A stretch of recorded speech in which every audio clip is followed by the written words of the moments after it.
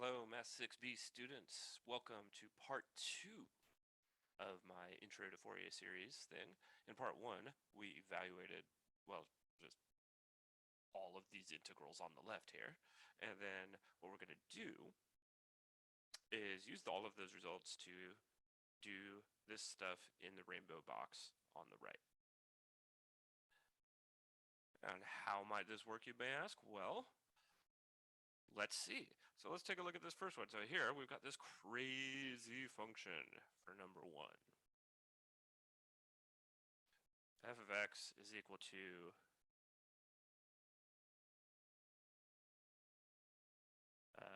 a half plus the sum as n goes from 1 to infinity of negative 1 to the n over n times sine nx. What on earth is this function?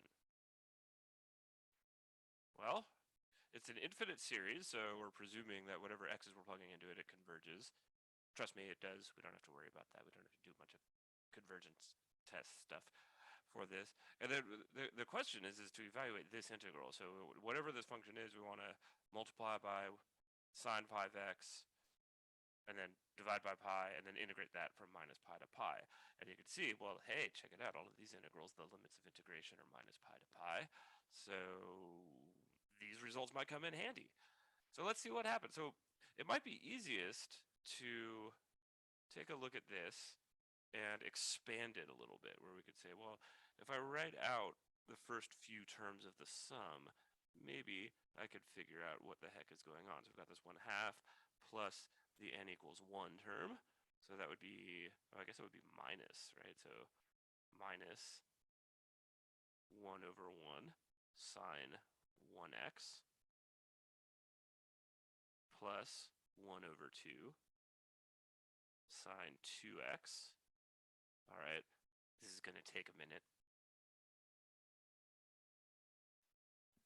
And using my lightning fast writing capabilities, I've written it out up to the n equals 6 term and then a dot dot dot. And this will be enough to figure out what is going on. So now what was the next bit? So now our integral is, we're going to integrate 1 over pi from minus pi to pi of our function.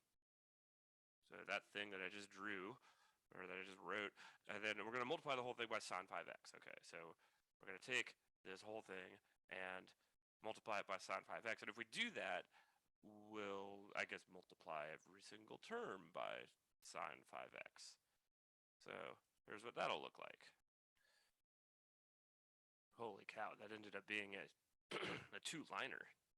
Dang. Now, okay, so now I guess we can multiply this whole thing from by 1 over pi, but we could do that at the end. We could do that after we integrate.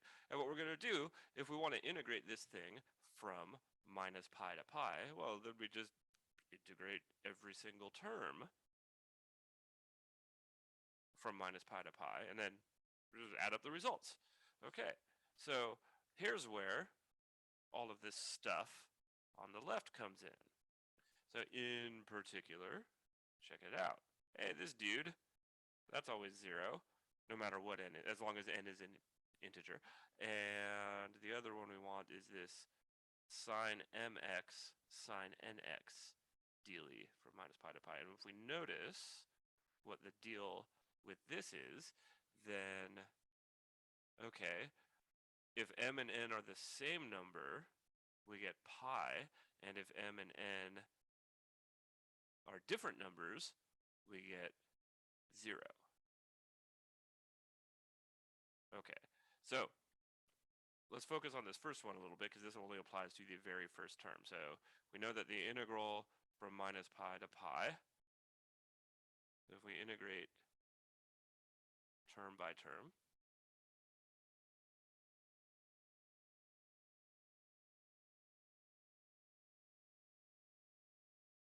we know that for the first term, the integral from minus pi to pi of 1/2 sine 5x dx, this is a special case well, I guess it's not particularly special, of the integral from minus pi to pi of sine nx is equal to 0. Well, I need a dx there if I'm being all properly mathematical here. So dx equals 0. Oh, so bang, that's equal to 0. All right. So what about the other one? So the other identity, the other integral we worked out in the previous video was, or one of the other ones, was minus pi to pi of sine mx sine nx dx. That was equal to, well, what is it equal to? It was pi if m and n were the same, and 0 if m and n are different. All right, well, if we go through this, like, okay, so we're going to integrate this thing from minus pi to pi. Hey, well, that here, m is 1, n is 5. Those are different, so we get 0 when we integrate that from minus pi to pi. And then if we go to the next one, oh, m is 2, and so the m and n are different there. So if we integrate that from minus pi to pi, we're going to get 0. And if we do the same thing with the third one, the only one where we don't get 0 is this one. That's where the m and n are the same. They're both 5. Oh, okay. And so that one, when we integrate, we'll get, I guess, like minus 1/5 pi. Okay, so if we do this term by term, the integral from minus pi to pi of f of x times sine 5x dx is the same thing as, so we get 0 plus 0 plus 0 plus 0 plus, that's 1, 2, 3, 4, I need 5 zeros. Not that it matters how many zeros I'm adding up. And then minus 1/5 pi. And then when I integrate the rest of the terms, from minus pi to pi, I'm going to get 0 plus 0 plus da da da da da da. Oh. Oh, okay, so that whole thing, well, without the 1 over pi out front, ends up being minus pi over 5.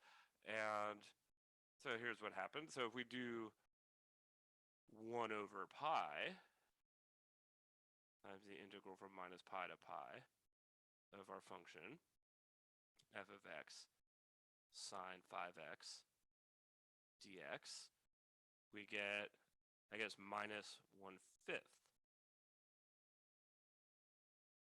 Okay, hooray. That was a lot quicker than you might have thought it would be at first. If I were to just give you that one unprompted without all of these extra results that we had pre-computed, then that might have been a tough one. So, cool. Now, what does this mean in terms of Fourier series? Well, if we look at the original function, let's look at the expanded thing, right? So if we look at this guy, what we did with that integral was we isolated the number in front of sine 5x. So if we multiply by sine 5x, integrate from minus pi to pi, divide by pi, what we ended up with was the number in front of sine 5x. And so if we flip that around, we can use that as a way of figuring out what the number in front of sine 5x was if we didn't already know it. What on earth do I mean by that? Well, let's use our second example here. So here I am supposing f of x is just this general Fourier series. So we'll assume for the moment that we know what all these a's, what a0, an, and bn are. So remember, this an is a bunch of constants, right? It's a1, a2, a3, a4, and same with the b's. It's b1, b2, b3, b4, etc. And if we evaluate this integral, and according to my reasoning before, what that should spit out is the number in front of cosine 7x, which would just be like whatever a sub 7 is. So let's see how that works. Well, so our f of x was a0 plus the sum as n goes from 1 to infinity of an cosine nx plus bn sine nx. Okay, now if we want to do the integral 1 over pi from minus pi to pi of f of x times sine 7x. No, it was cosine 7x in the problem, I think. All right, now instead of writing out the whole thing, because that's going to take forever, we may be able to like sort of squeeze this into the summation. So let's see here. So this becomes 1 over pi, integral from minus pi to pi of our function.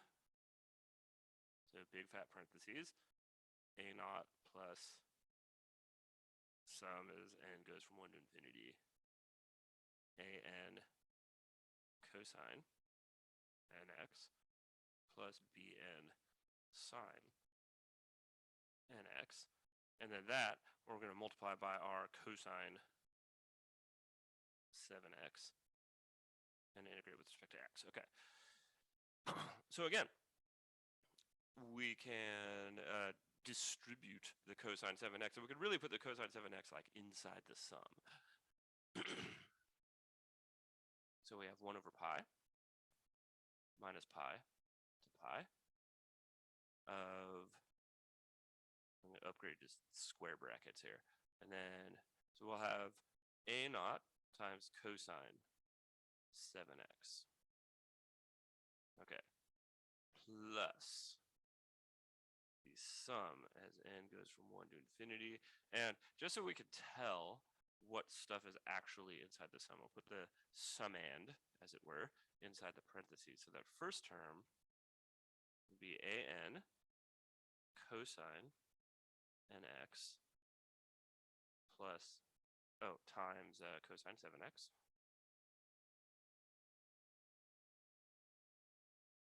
plus bn sine nx times cosine 7x, and then close our big fat parentheses. So all of that stuff is inside the sum. And end brackets dx. Okay. Now again, this looks like a really nasty integral, but if we go term by term, most of them are zeros. And in fact, there's only one that is not zero. So for instance, this first straggler here out in front, so this one, but if we integrate from minus pi to pi, that's going to be 0. Okay. As is this one. That's going to be 0 no matter what n is. Why? Well, if we go back up to our results, that's actually this one. If I do sine times cosine and integrate from minus pi to pi, I always get 0. Cool. All right. So now, so what about this guy, which I'm saving for last? Well, if n is equal to 7, we'll get pi for the integral. And if n is not equal to 7, we get 0 for the integral. All right, that was the, well, which one was that? That was the very bottom one right here, this one.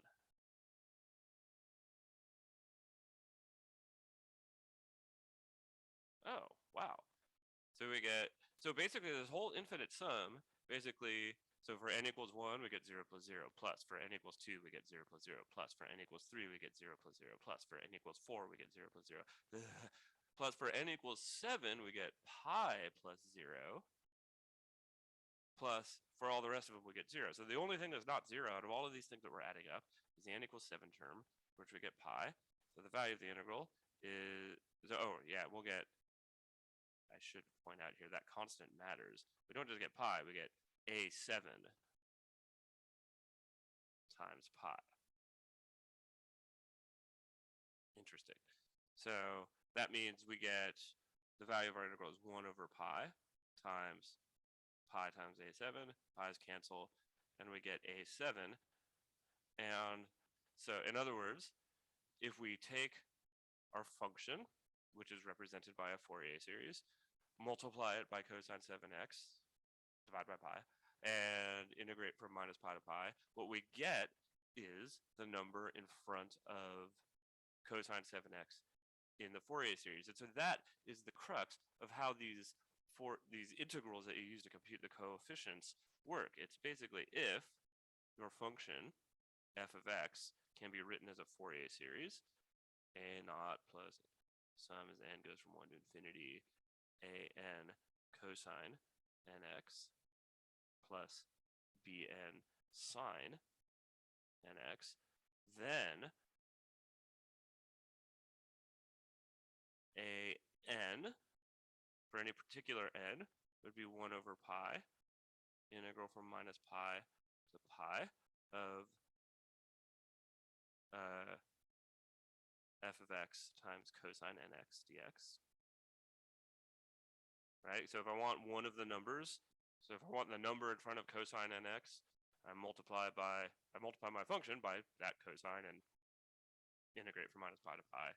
And then apparently there's this weird normalizing constant here. Then bn would be the same thing. I'd multiply my function by sine nx.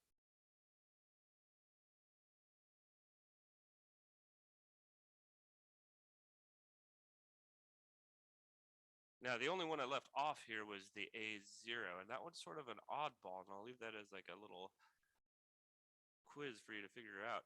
The a naught, as it happens, ends up being 1 over 2 pi, integral from minus pi to pi of f of x dx. So a challenge for you guys would be to figure out why is this constant 1 over 2 pi while the other ones are 1 over pi.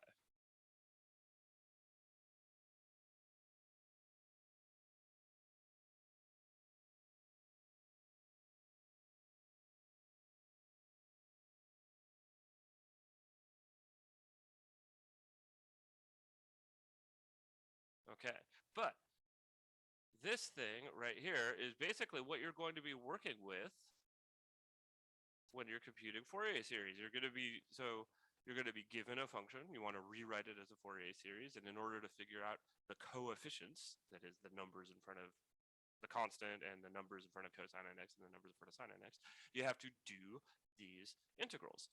And yeah, so most of the work is just this plug and chug doing these integrals, and you can see there might be some integration by parts involved and whatnot. But yeah. Okay, so I guess that's it. So I will show you some more examples in a future video, but I hope you enjoyed that. I hope you sort of are interested in why this works and the sort of cleverness. Now, usually this stuff is presented with a lot of stuff about vector spaces and orthogonality, where these integrals are really inner products and stuff like that.